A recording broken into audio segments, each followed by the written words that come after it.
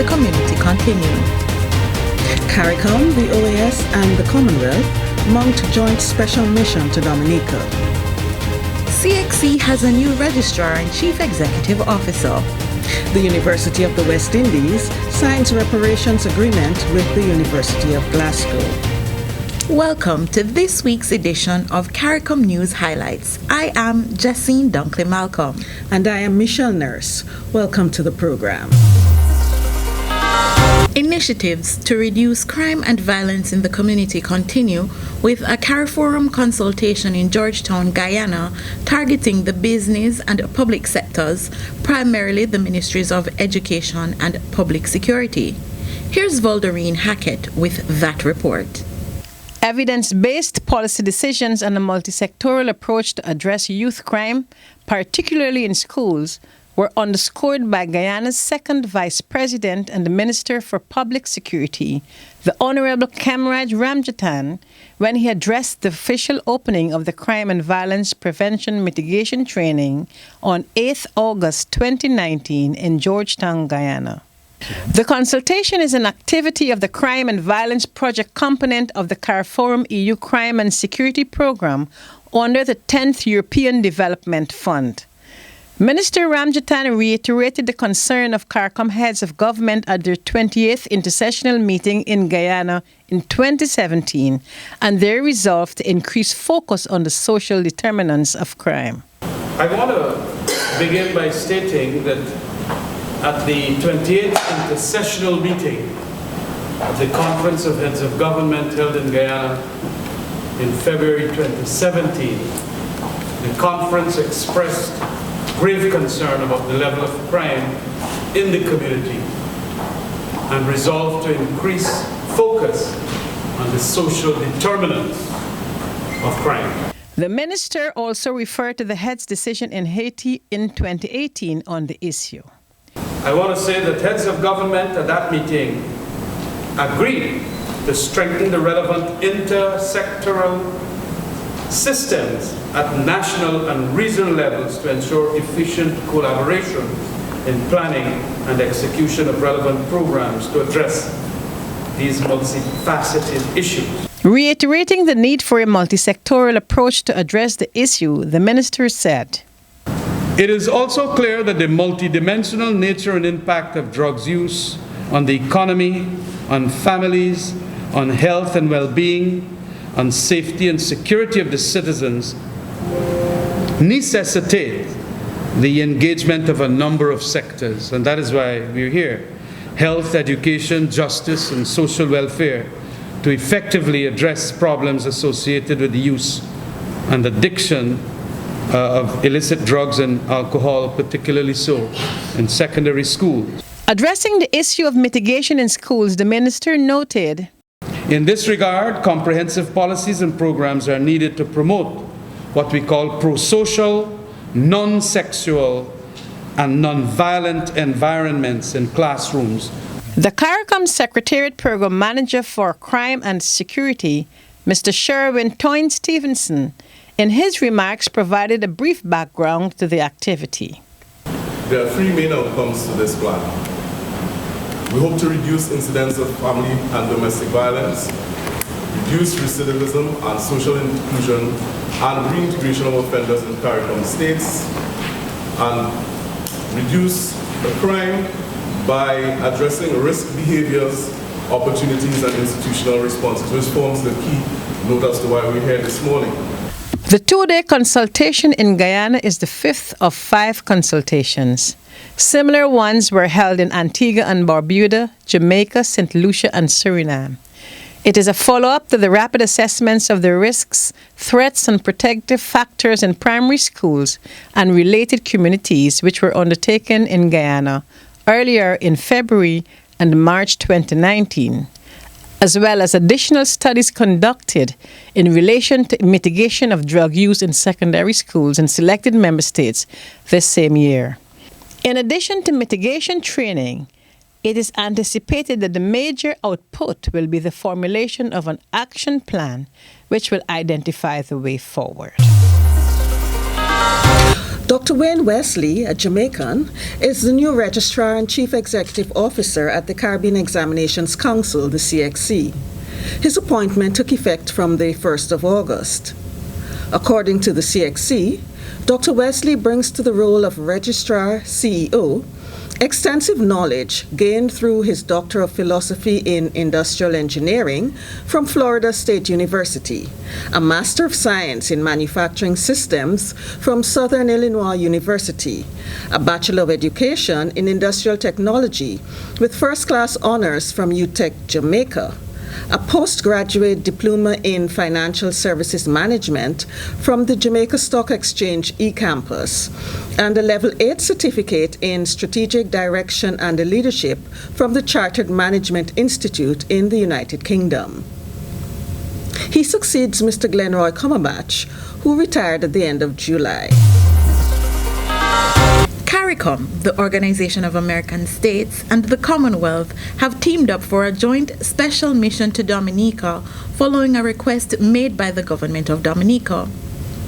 Representatives of the CARICOM Secretariat, the Commonwealth Secretariat, and the General Secretariat of the OAS visited the island from the 6th to the 9th of August to assist in the country's electoral reform efforts.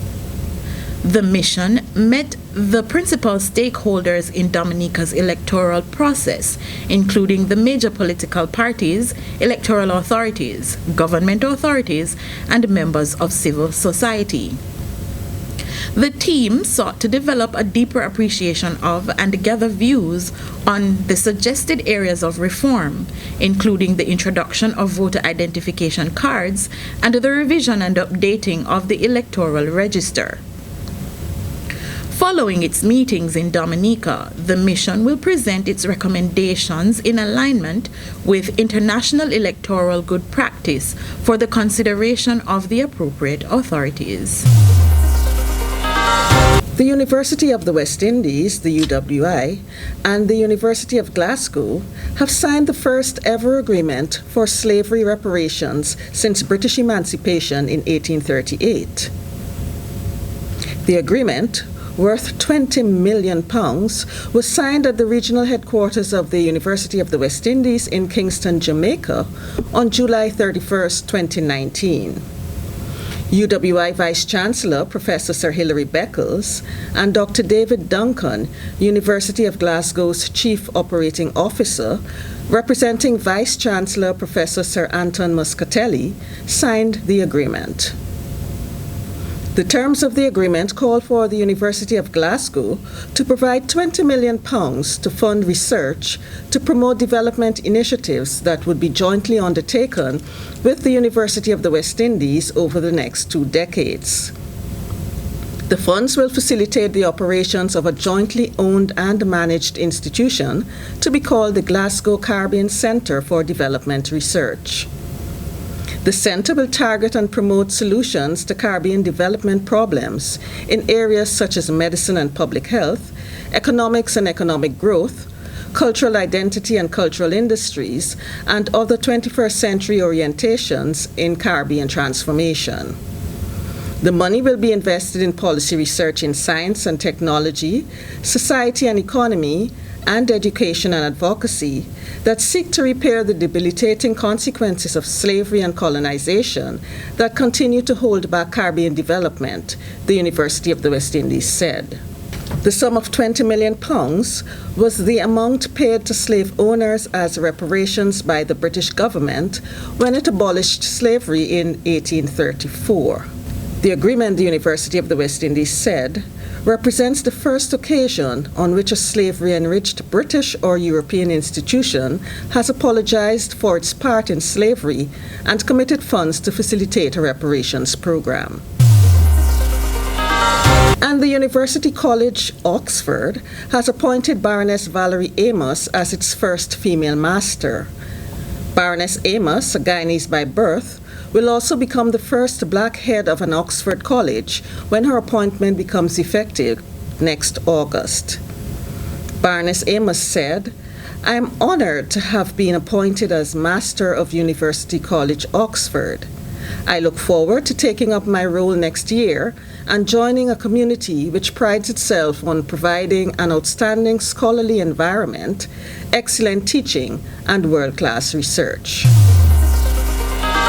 Jamaica and Barbados welcomed President of the Republic of Kenya, His Excellency Uhuru Kenyatta, who paid state visits to the two CARICOM member states over the past week. President Kenyatta was in Jamaica for 3 days, during which he was special guest of Prime Minister Holness at Jamaica's independence celebration. Representatives of the two governments signed several cooperation agreements during the visit. In Barbados, the Kenyan president engaged in bilateral talks with Prime Minister Mia Mottley and several government ministers. He attended a business forum that was designed to sensitize officials on the investment and trade opportunities in Barbados and Kenya. The two countries also signed agreements to boost their relations. The president was accompanied by his wife, Her Excellency Margaret Kenyatta. Chief Nursing Officer of Grenada and outgoing chair of the CARICOM regional nursing body, Ms. Nestor Edwards, has called for greater investments in the nursing and midwives professions. The call came as she addressed the opening of the 46th annual general meeting of the RNB on the 6th of August 2019 at the CARICOM headquarters in Guyana. I think that our governments need to invest more in nursing and midwifery. Nurses make up over 50% of the entire health workforce, and as such, they must be valued for the contributions they are making towards health service delivery. Nurses need to have more resources to do their jobs, both material and human resources. It is well documented by the International Council of Nurses that safe staffing levels save lives, and so we need to have adequate numbers of our nurses in order to achieve the health-related goals and targets and to transform the health systems. Nurses need scholarships to pursue advanced training, and they need to be recognized for the contributions they are making. Touching on the issue of nurses' migration, Ms. Edwards said, within recent times, the region has been experiencing what I would call a hemorrhaging of its nurses to other developed countries, particularly in North America.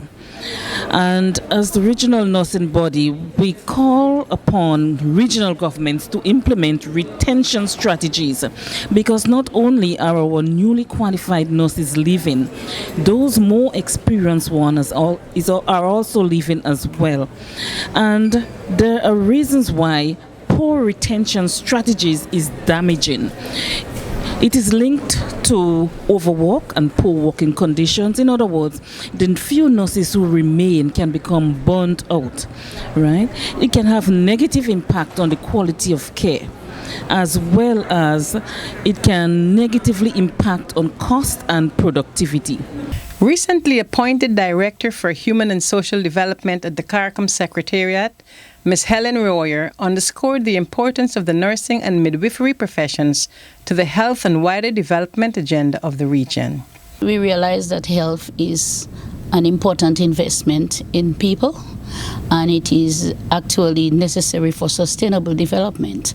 When we look at the nurses, both the midwife and the nurse, general nurse, you would realize that nurses, they represent the highest percentage of the health workforce. That means to say the role that they play cannot be underscored. They are pivotal to the enhancement and advancement of the health agenda. And my expectation would be that they would help shape that agenda. And they could do that in several ways.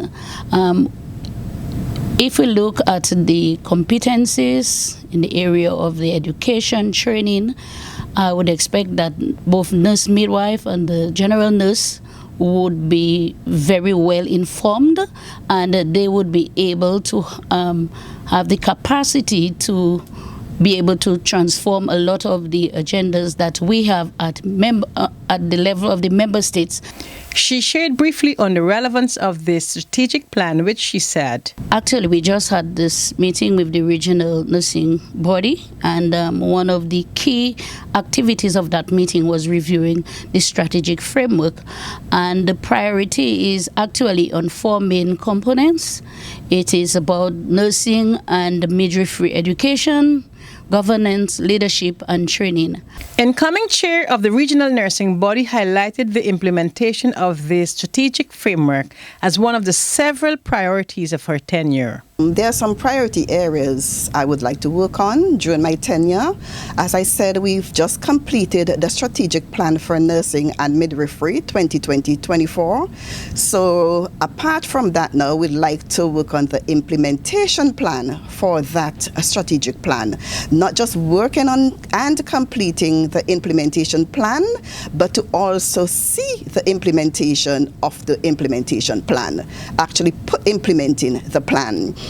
Also, what I would like to see during my tenure going forward is the harmonization of midwifery education, midwifery practice throughout the region. We have started to work on the harmonization of the curriculum, so I would love to see that through to the end before the end of my tenure, God spare life. Welcoming the opportunity to serve on the body, Ms. De Silva voiced her expectation. My expectations is to work diligently to achieve the mandate of the regional nursing body. Also to get the support and buy-in from all stakeholders where the mandate of the R&B is concerned. Dr. Oscar Ochoa also shared his thoughts on what was the major highlight of the meeting for him, elaborating on the issue of the assistive nursing program. As members of the regional nursing body, we are extremely sensitive about the growing shortages and the availability of nursing and midwifery personnel. And as a consequence, we recognize from a policy level, different governments are using different strategies to help to meet the demands for services, albeit with the use of less qualified members of the health team.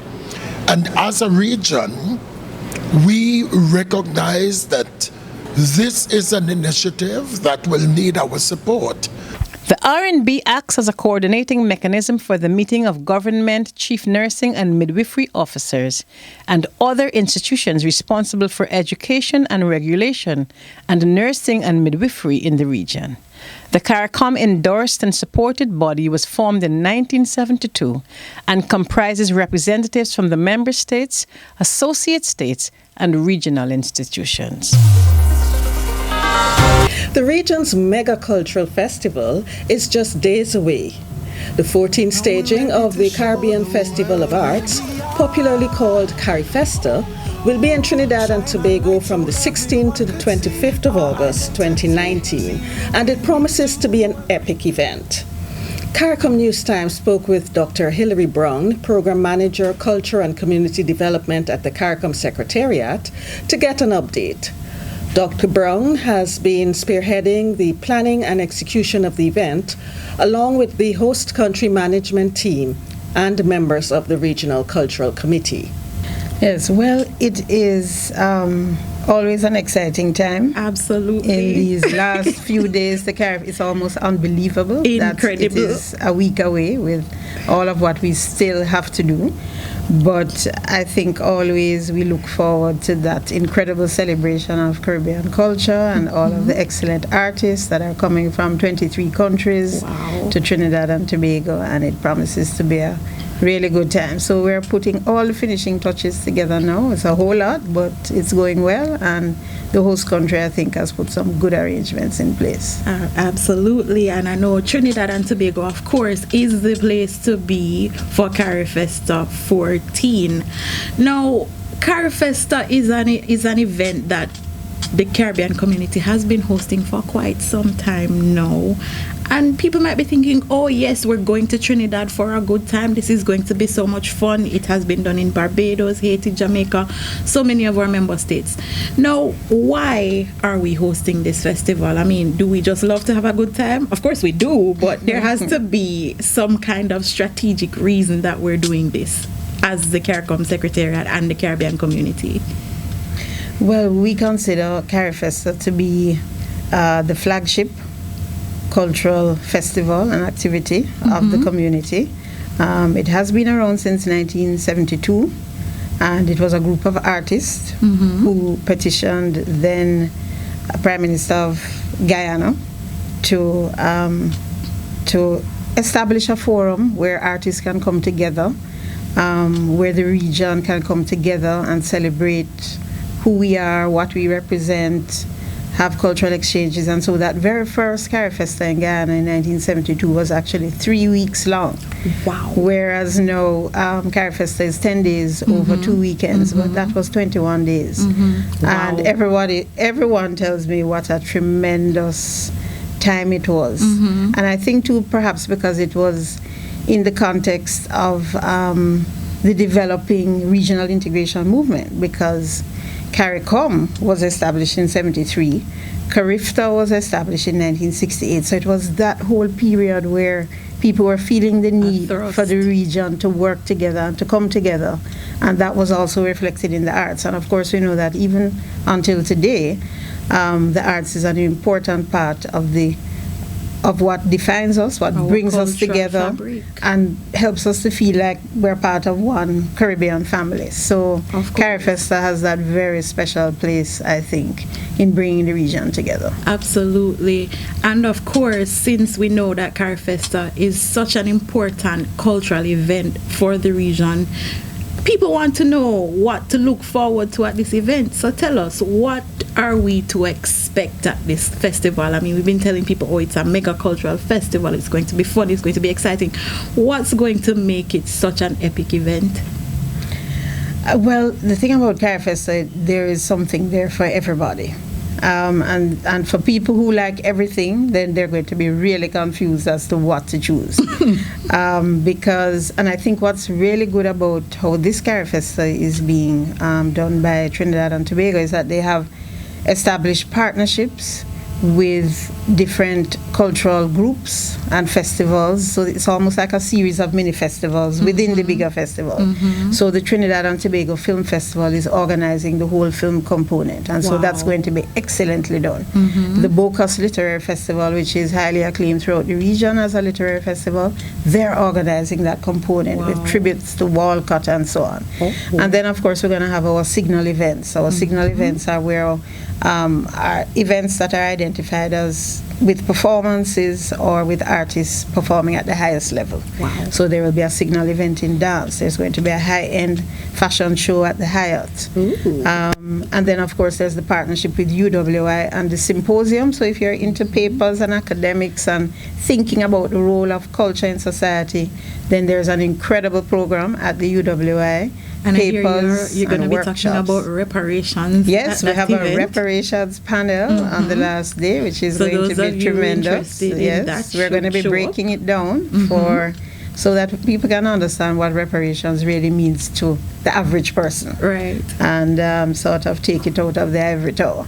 So it really is shaping up to be a great program. There's a robust youth and children's village, and of course the Grand Market is shaping up in a fabulous way. Yes, I'm told we can walk the streets of the Caribbean only by visiting Trinidad and Tobago this year. Absolutely, and in fact I saw a little peek preview, and so they're going to have facades in the Grand Market of Starbrook Market and of the Presidential Palace in Suriname. It's going to be tremendous. Looking forward to seeing that. That should be I think there are going to be a lot of selfies and pictures being taken in front of these facades, which basically they have dedicated to previous hosts of Carifesta. So Guyana will be there, Other countries yes, of the region, Suriname, of course. Barbados, and so on. It's going to be good. It's looking And I hear good. there's going to be a big concert with Michelle and Shaggy. I know you spoke about that before. I know you're planning to be there. But of course. I am too. So another great thing that happened in this Carifesta is that Trinidad and Tobago engaged brand ambassadors. So some of the brand ambassadors, Michelle is one, so is The Voice. Wow. Alison Hines, Nival and Nishard. So a number of significant performers, and I think as we go along we'll expand it beyond performers to artists in other disciplines, but it was the first time it was done, and so they were posting things on social media and helping to promote Carifesta. I hope you guys have been over following. the past year. So so that super concert is the night before Carifesta closes. It's going to bring down the curtain. It's the culminating event. Yes? Absolutely, and it's going to be spectacular. So Michelle and Alison Hines and Shaggy is still coming. Shaggy, how could I leave out Shaggy? There's an artist from Antigua. Wow. So they're going to be. It's going to be I think it's going to be a good way to bring Carifesta to a close. And I don't know if you know. I mean, we're in Trinidad and Tobago. This is land of carnival. That I think the same day in the morning there's going to be a juve. A juve, yes, heading into the savannah. So make sure you bring I need to dress your the wear. part. That's right, so that you can get your modern paint. Oh boy! So yes, they're really planning a very nice celebration, and we're going to have a good turnout, and it's going to be a blast. Okay, well, I know all of the planning that has gone into it. I've been to some of the meetings, and I know that it has been a long time coming, and we're looking forward to this event, and we're looking forward to you being there. Thank you, Dr. Brown, for sharing with us. I know you have been super busy, so we really do appreciate your time and your effort for being here. Thank you very much, Yassine. It was a pleasure, as always. For more details on these and other stories, visit the CARICOM Secretariat news site today.caricom.org or the CARICOM website at caricom.org. Like our Facebook page, follow us on Twitter, and be sure to subscribe to our YouTube channel. See you next time.